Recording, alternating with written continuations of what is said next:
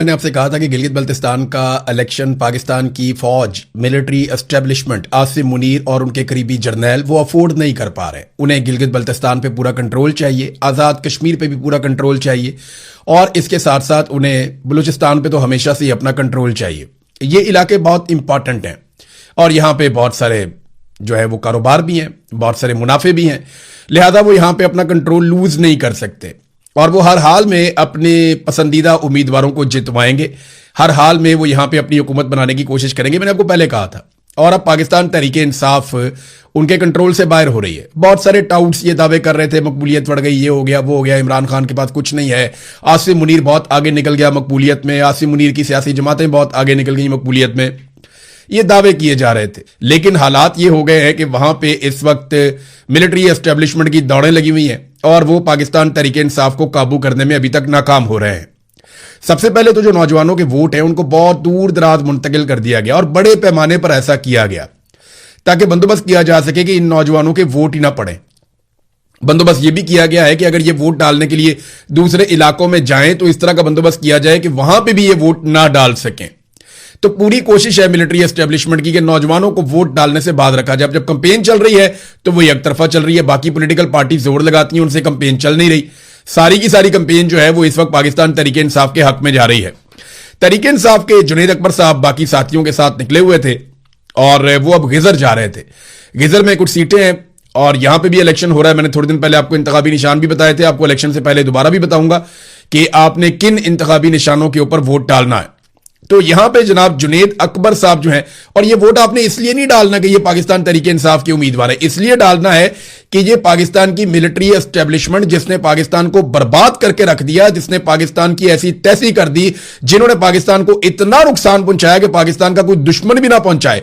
4 मरतबा इन्होंने पाकिस्तान पर मार्शल लॉ लगा दिया, पाकिस्तान के पूरे निजाम पर कंट्रोल कर लिया, पाकिस्तान की हर चीज पर कब्जा कर लिया और पाकिस्तानियों को कीड़े मकौड़े बनाकर रख दिया। ये इसलिए इनके खिलाफ वोट डालना है। तो जो जमात भी मिलिट्री एस्टेब्लिशमेंट के साथ खड़ी हो जाए उसको कभी वोट नहीं डालना और जो जमात मिलिट्री एस्टेब्लिशमेंट को चैलेंज करे उसको वोट डालना।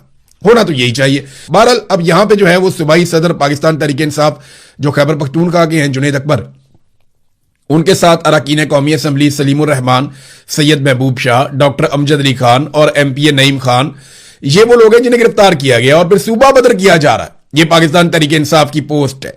तमाम जमातों को खुल्लम खुल्ला इंतखाबी मुहिम चलाने का हक हासिल है, लेकिन पाकिस्तान तहरीके इंसाफ को रोका जा रहा है। वहां पे वो कभी कोई ड्रामा करते हैं, कभी कोई काम करते हैं। वो कैप्टन सफदर मरियम नवाज के शौहर, वो कभी जनाब फ्लाइंग कर रहे होते हैं, कभी बच्चों के पास जा रहे होते हैं, कभी हथौड़ा लेके वो पत्थर तोड़ रहा होता है, कभी कुछ कर रहा होता है। वो अपनी कंपेन चला रहा है, लोग आते ही नहीं है तो वो उसको चलने दे रहे हैं। बाकी पॉलिटिकल पार्टीज अपनी अपनी कंपेन चला रही हैं, पाकिस्तान तहरीके इंसाफ को कंपेन चलाने की इजाजत नहीं दी जा रही। जुनैद अकबर ने अपने अकाउंट से जो ट्वीट किया, उनके अकाउंट से आया कि आज सुबह गिलगित बल्तिस्तान इंतजामिया ने आकर एतराज किया कि आपके पास NOC नहीं है। ओ भाई, इलेक्शन में कौन सा NOC होता है? और अब एक बार फिर मुझे और मेरे साथियों को गिजर जाने से यह कहकर रोक दिया गया कि आपके पास इजाजतनामा नहीं है। क्या गिलगित बल्तिस्तान पाकिस्तान का हिस्सा नहीं है? एक पाकिस्तानी को अपने ही मुल्क में सफर करने के लिए NOC की जरूरत क्यों पड़ रही है? फस्ताई, हथकंडे और बौखलाहट इनकी शिकस्त का वाज़े ऐलान है। अगर मैदान में मुकाबला करने की हिम्मत नहीं तो फिर इलेक्शन का यह ड्रामा क्यों रचाया जा रहा है? आईनी हकूक की इस खुली पामाली और फस्तायत को किसी सूरत तस्लीम नहीं किया जाएगा। फिर कोई रिपोर्ट्स आई कि लोगों को गिरफ्तार कर दिया गया। सुहेल अफरीदी का एक पोस्ट आया इस बारे में। सुहेल अफरीदी ने कहा कि अगर हमारे पार्लियामेंटेरियंस को जल्द रिहा नहीं किया गया तो गिलगित बल्तिस्तान की कठपुतली हुकूमत और जो वहां पर जाली हुकूमत बनाने के लिए सरगर्म है उनसे अपने पार्लियामेंटेरियंस के साथ नारवा सलूक के बारे में सवाल करने वहां पर खुद जाऊंगा। ये रवैये पाकिस्तान को नुकसान पहुंचा रहे हैं। ऐसे रवैयों से नफरतें बढ़ रही हैं। ऐसे इकदाम तकसीम पैदा करते हैं। जिनका काम अवामी मैंडेट की हिफाजत है वो हमेशा पाकिस्तानियों के मैंडेट पर डाका डालते हैं। इलेक्शन में लेवल प्लेइंग फील्ड ना देने और जोर जबरदस्ती, जुल्म और जबर से इमरान खान की पार्टी को माइनस करने से जमहूरी निजाम को तबाह किया जा रहा है। वजीर आला गिलगित बल्तिस्तान मेरी कॉल का जवाब नहीं दे रहे। यह रवैया गैर जमहूरी और गैर सियासी है। गिलगित बल्तिस्तान को हम नो गो एरिया नहीं बनने देंगे। गिलगित बल्तिस्तान गैरतमंद लोगों का है। वहां के लोग मेहमान नवाज हैं। वो अपने मेहमानों की इस बेइज्जती का बदला इलेक्शन में वोट के जरिए लेंगे इंशाअल्लाह। ये जनाब सुहेल अफरीदी साहब का ट्वीट है। हालात नाजरीन ये बन गए हैं, हमेशा डाका मारा गया। ये जो 2018 के इलेक्शन में कहते हैं ना इमरान खान के लिए धांधली हुई थी, जरा ये एक फैक्ट है, मैं आपके सामने रख देता हूं। और बार बार ये फैक्ट मैंने आपके सामने रखा, और अब तो ये बात फाफिन के सरबराह अब्दुल बारी साहब भी कर रहे हैं। फाफिन के सरबराह जो इलेक्शन के ऊपर पूरी तहकीकात करता है, और अब वो क्या बता रहे हैं जरा ये देखें। वो कहते हैं 2018 में इमरान खान साहब 118 नशिस्तें जीत रहे थे। जनरल बाजवा और जनरल फैज हमीद ने 30 के करीब सीटों का नतीजा रोका आरटीएस जब बिठाया गया, जिसको आरटीएस बिठाना कहा जाता है। इसके बाद जब आरटीएस बहाल हुआ, यानी इमरान खान 2018 में 118 नशिस्तें उनको मिली, जनरल बाजवा और जनरल फैज ने 30 के करीब सीटों का नतीजा रोका, जिसमें ख्वाजा आसिफ की भी एक सीट थी, और जिसको आरटीएस बिठाना कहा जाता है। और इसके बाद जब आरटीएस बहाल हुआ तो नतीजा आया तो पाकिस्तान तहरीक इंसाफ की 30 सीटें कम करके मुस्लिम लीग नून के 21 और जरदारी के 10 बढ़ाकर इमरान खान की क्लियर मेजॉरिटी को कम कर दिया गया। पैटर्न यह था कि किसी को क्लियर मेजॉरिटी नहीं मिलनी चाहिए। ये पाकिस्तान की फौज का तरीका वारदात है। इमरान खान जो ले रहा था, फौज जब मैं कहता हूं तो बेचारा बॉर्डर पे खड़ा हुआ फौजी दुखी हो जाता है, तुम्हारा कसूर नहीं है यार, तुम लोग तो भाइयों की तरह हो। ये कसूर है उन जर्नैलों का जो तुम लोगों के ऊपर भी और कौम के ऊपर भी मुसल्लत हुए हैं, जिन्होंने अपने मफाद के लिए मुल्क की मंजी ठोक दी है पकड़ के। ये वो जर्नैलों की मैं बात कर रहा हूं। तो उन्होंने हमेशा यही किया, और पैटर्न ये है जनाब के सादी अक्सरियत किसी को नहीं लेने देनी। इमरान खान साहब के पास थी सादी अक्सरियत 2018 में, तो उनको बैसाखियां देने के लिए उनकी सीटें आरटीएस बिठाकर छीन ली गई, और बाद में पीएमएलएन को कह दिया गया तुसी रोला पाई जाओ, विचो विचो खाई जाओ, तो रोला पाई जाओ।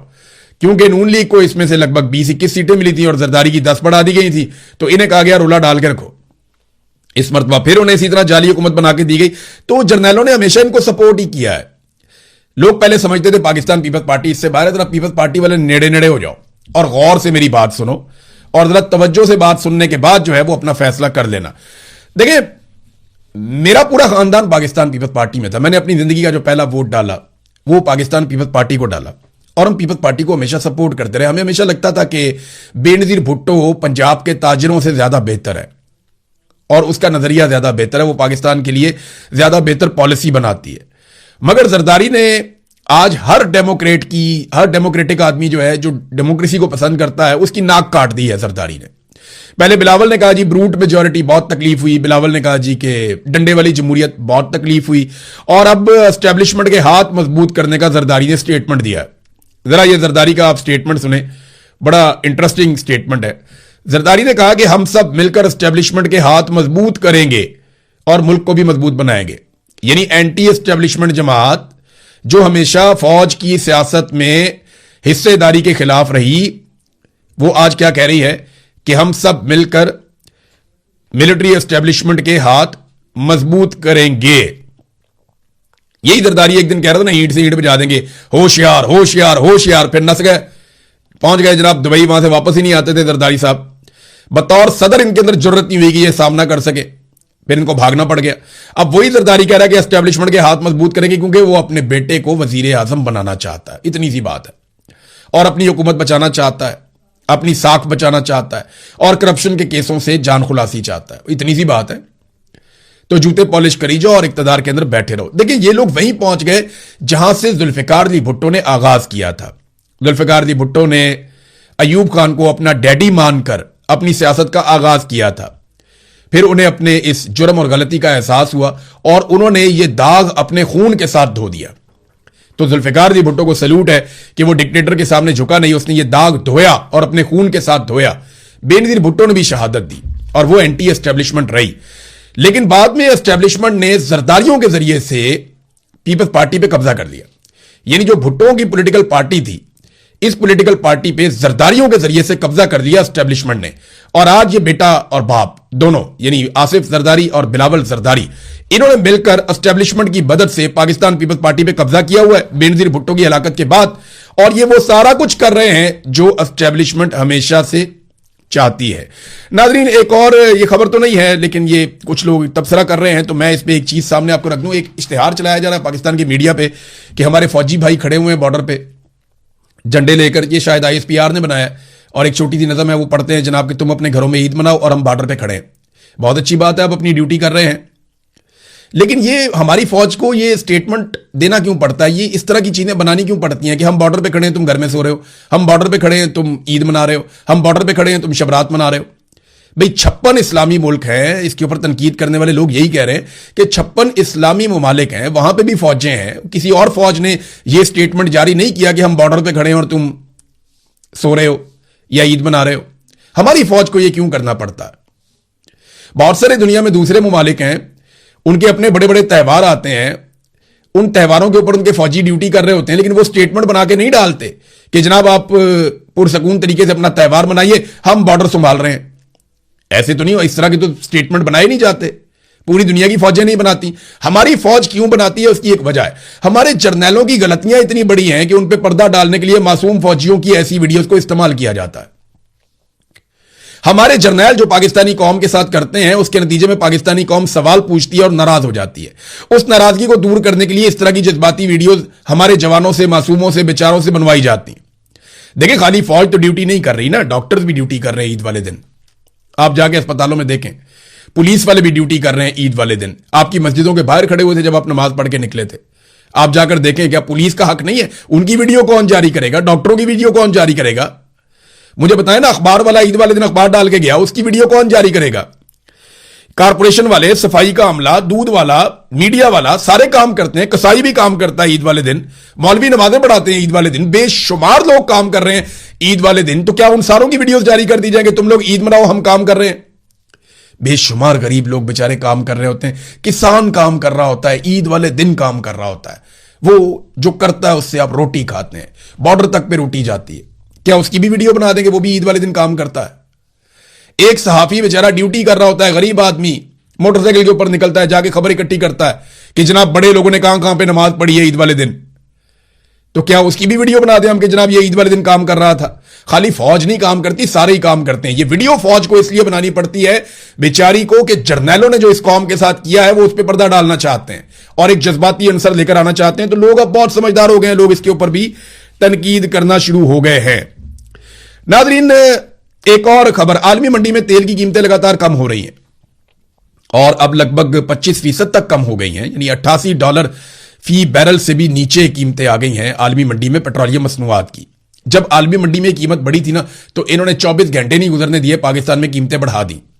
लेकिन अब कम करने की बारी है, तो $150 का लीटर पेट्रोल ये कब करेंगे? सवाल यह है कि इमरान खान साहब $100 फी बैरल से भी ऊपर का पेट्रोल खरीद के $150 फी लीटर अगर दे सकते हैं, यानी सस्ता पेट्रोल दे सकते हैं महंगा खरीद के, और वो इतना कोई वो नहीं था, यानी इमरान खान साहब उसमें से मुनाफा कम रखते थे। इन्होंने तो लेवियों और टैक्स बहुत ज्यादा लगा दिए। ये आप पेट्रोल के पैसे नहीं दे रहे, आप लेवियों के और टैक्सेस के पैसे दे रहे हैं जो आपको देने पड़ रहे हैं। तो जनाब, आलमी मंडी में जो तेल की कीमत है वो गिरने के बावजूद पाकिस्तान में कम नहीं किया जा रही।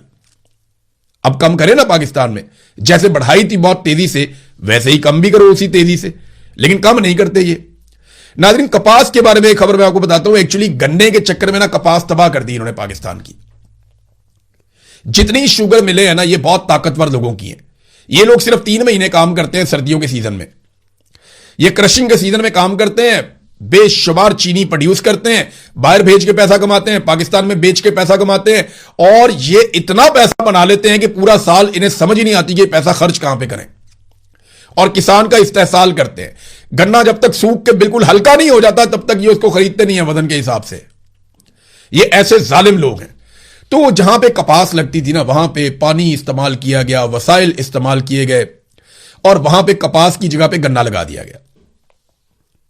ये गन्ने का फायदा जो है ना, वो किसान को तो होता नहीं है, किसान को तो कीमत मिलती नहीं है, पाकिस्तान को भी फायदा नहीं होता।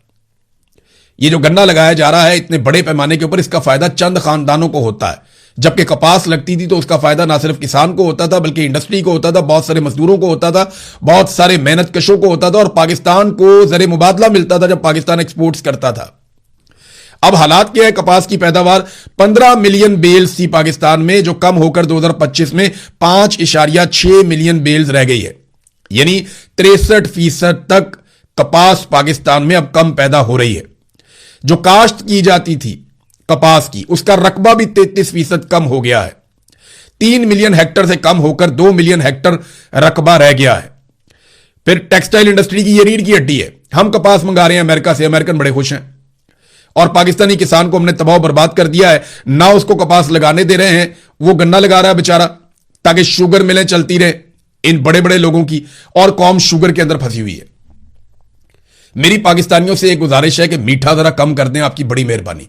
खासतौर पे चीनी का इस्तेमाल और चीनी से बनने वाली फजूल चीजों का इस्तेमाल आप रोक दें, बंद कर दें, क्योंकि मैं आपके सामने एक डाटा रखने वाला हूं। ये डाटा ये बता रहा है कि पूरी दुनिया के अंदर सबसे ज्यादा शुगर के पेशेंट की जो रेशियो है वो पाकिस्तान में है, और हर बीमारी की जड़ जो है ये शुगर है। हर बीमारी की जड़ ये शुगर है। आप किसी भी डॉक्टर के पास जाएं, उससे कहें मैं चीनी छोड़ दूंगा, आप थोड़े अरसे के बाद चेक करें अपने आप को, दोबारा डॉक्टर के पास जाके आप काफी बेहतर हो जाएंगे।